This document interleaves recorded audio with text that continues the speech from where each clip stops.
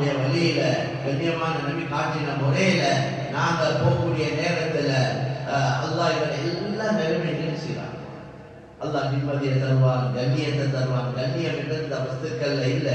வஸ்துக்களால் கிடைக்கக்கூடிய கண்ணியம் எல்லாம் தற்காலிகமானதுதான். இதுக்கு காட்டி கண்ணியப்படுத்துவாங்க, இல்லை கண்டு காணாதமாய் போவான். கொஞ்சம் ஒருத்தர் வஸ்தாடினார் என்ன அவருக்கு தெரிஞ்சவரும் தெரியாதமாய் போவார். ஏன்னா அவருக்கு இவருக்கு ஏதாவது உதவி கேட்பாங்க பயம். இதுதான் துன்யா. ஒரு பதவியில் இருக்க போல கண்ணியம், பதவியில் நீக்கப்பட்டதோட கண்ணியம் இல்லை. குடும்பத்தில் இருக்க போல கண்ணியம், கூட்டுக்கு போனா கேவலம். அதனால கண்ணியமான சகோதரே, இது ஒன்று வஸ்துக்களால் கிடைக்கக்கூடிய கண்ணியங்கள் நிரந்தரம். ஈமான் அமலை கொண்டு கிடைக்கக்கூடிய கண்ணியம் நிரந்தரம். கண்ணியம் என்றது அல்லாஹ் ரசூலுக்கு மூமின்கள் என்று அல்லாஹ் குர்ஆன்ல சொல்றார். அப்ப அதையும் ஈமான் அமலை கொண்டு தான் பெற்றுக்கொள்ளும். உள்ளத்துல முஹப்பத்தை போடுறது அல்லாஹ் தான். இன்னல்லதீன ஆமனு வ அமிலுஸ் ஸாலிஹாத்தி சயஜஅலு லஹுமுர் ரஹ்மானு உத்தா. அல்லாஹ் சொல்றாங்க, ஈமான் கொண்டு நல்ல அமல்களை செய்றாங்களோ அல்லாஹ் அவங்கள பத்தி மக்களுடைய உள்ளத்துல அன்பை போடுறார். அன்பு என்பது கேட்டெடுக்கிறோம்.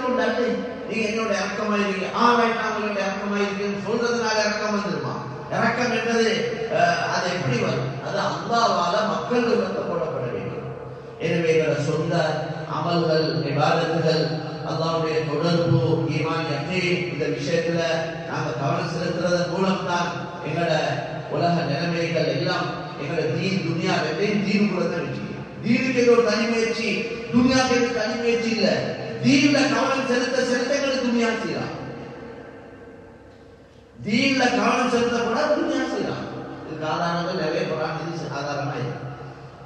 அதனால கண்ணியமான சகோதரர்களே, அல்லாஹ்வின் நல்லடியார்களே, ஒன்று எங்களோட சொந்த மனைவி, மக்கள், குடும்பம், எங்களோட பெற்றோர்கள், எங்களோட சொந்த பந்தங்கள், எங்களோட பக்கத்து வீட்டார்கள், நாங்க எங்கள்கிட்ட வேலை செய்யக்கூடியவங்க, எங்களோட பொறுப்புகள்ல உள்ளவங்க, இவங்களோட விஷயம், அவங்களோட கடமைகளை அமல் இபாதத்தோட நிறைவேற்றுவதோட கண்ணியமான சொல்ல இன்னொரு பெரிய பொறுப்பு இருக்கு.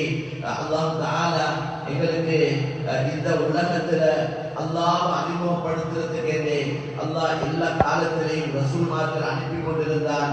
அந்த தொடர்ல 313 பேர்ல கடைசியாக வந்தவர் தான் முஹம்மது ஸல்லல்லாஹு அலைஹி வஸல்லம். அல்லாஹ் மக்களுக்கு அறிமுகப்படுத்தினவங்க கடைசியாக நபி ஸல்லல்லாஹு அலைஹி வஸல்லம்.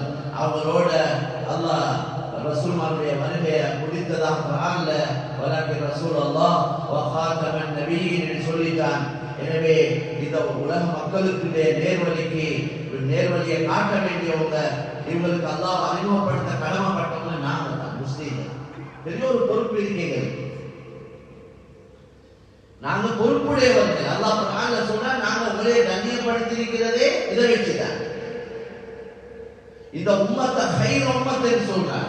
இந்த உம்மத்து தான் இந்த உலகத்துக்கு வந்த அவ்வளவு சமுதாயங்களையும் சிறந்த சமுதாயம் நீங்க சொல்றாங்க.